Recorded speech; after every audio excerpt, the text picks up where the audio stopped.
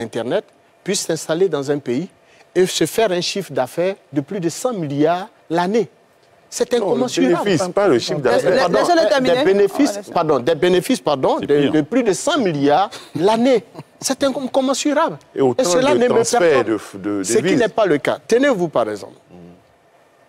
En Europe, plus précisément en France, 100 mégas se vendent à 12 000 francs CFA.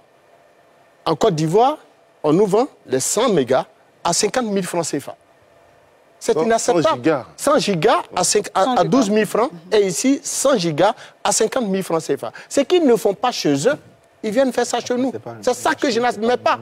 Qui plus est, dans notre combat quotidien contre ces opérateurs, nous avions à l'époque saisi le ministre Roger Adom qui assurait donc les rênes du ministère de l'économie numérique. Mais sous son mandat, nous avions vu un tant soit peu en tant qu'organisation de défense et de protection des intérêts des consommateurs.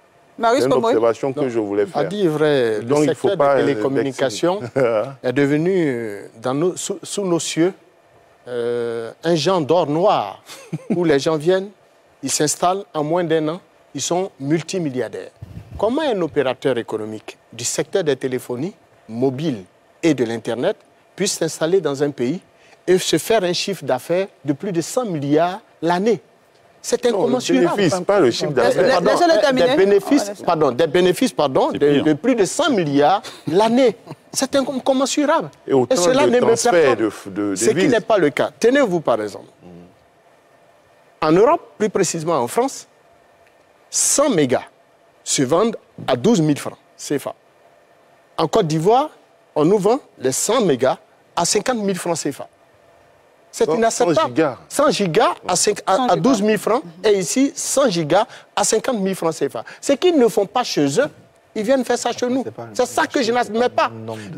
Qui plus est, dans notre combat quotidien contre ces opérateurs, nous avions à l'époque saisi le ministre Roger Adom qui assurait donc les rênes du ministère de l'économie numérique. Mais sous son mandat, nous avions vu un tant soit peu en tant qu'organisation de défense et de protection des intérêts des consommateurs, une véritable prise en compte de nos préoccupations parce que lui-même, il a un pur produit du monde des télécommunications. Aujourd'hui, nous nous demandons, tenez-vous bien, j'ai moi-même personnellement demandé à rencontrer madame la directrice générale de la RTC et de la RTCI.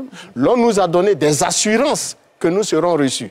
J'ai échangé 1001 fois avec sa propre assistante également.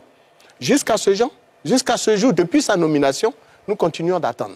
Cela est inacceptable. Regardez comment un régulateur qui est en charge de la défense de mes droits et la protection de mes intérêts me fait traîner pour me recevoir et recueillir mes préoccupations. Mais au-delà de cet aspect des choses, aujourd'hui, les Ivoiriens grognent.